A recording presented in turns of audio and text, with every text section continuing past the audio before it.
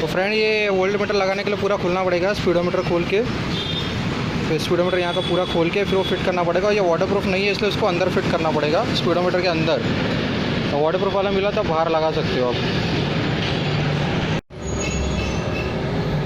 Friends इधर काम चालू हो गया हमारा वोल्ट मीटर लगाने का। ये हमारे मैकेनिक है अत्तर भाई यार हाथ दिखाओ, अच्छी स्माइल दी।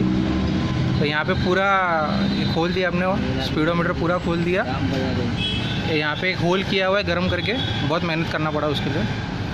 और ये डबल साइड टेप से अभी चिपका दिया इसको, तो पूरा गाड़ी खोल दिया है। देखो भाई, एक छोटे काम के लिए इतना बड़ा काम कर दिया।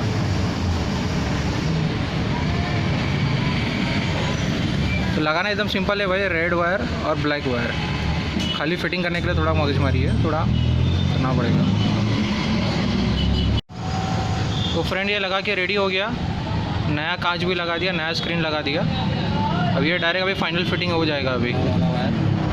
हाँ, ये वायर यहाँ से होल करके, यहाँ से पहले से होल, ये होल पहले से था क्या इधर? ये वाला किया हुआ। अच्छा, ये किया जो होल करके वायर अंदर से ले लिया। ये वायर थोड़ा एक्सटेंड कर दिया, क्योंकि छोटा वायर था इसलिए बड़ा वायर कर दिया। ओके, तो वायरिंग सिंपल है, लाल वाला जाएगा इग्निशन स्विच में और ब्लैक वाला जाएगा बॉडी पे। तो फ्रेंड्स, तो ये वोल्ट मीटर अभी लग चुका है, तो एक बार ऑन करके आपको बताता हूँ। तो बैटरी वोल्ट है अभी 12.4। अभी अगर मैं हेडलाइट ऑन करूँगा तो कम होते जाएगा, 12.1, 11.6 ड्रॉप हो रहा है। अभी स्टार्ट करता हूँ।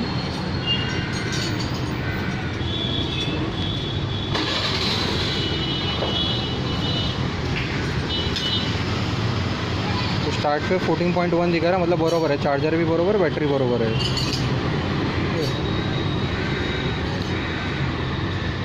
तो 13 हो गया अभी, 12.9।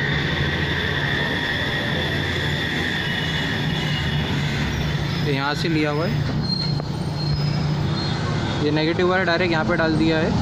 ओके, नेगेटिव वायर यहाँ पे डाला है और पॉजिटिव वायर यहाँ पे इग्निशन स्विच पे डाल दिया है।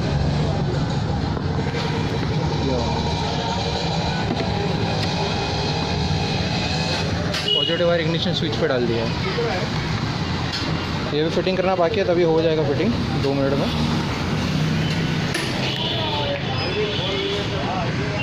अभी 12.5 पे आया हुआ है। एक बार ऑफिस से बंद करके चालू करके देखते हैं।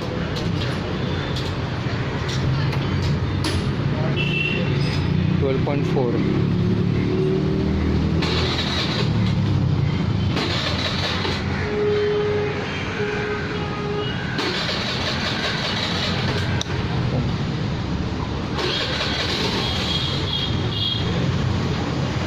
सिक्स 13 14 होना चाहिए। ओके, तो ये बरोबर है, अभी 14 पे आ रहा है तो बरोबर है। तो फ्रेंड्स, ये ऐसा आप डाल सकते हो वोल्ट मीटर, अंदर लगा दिया क्योंकि वाटरप्रूफ नहीं इसलिए अंदर लगा दिया डबल साइड टेप यूज़ करके, और एक होल किया था अंदर वायर निकालने के लिए। तो ये ऐसा आप कर सकते हैं, आपकी गाड़ी में लगा सकते हैं ये। Thank you friends.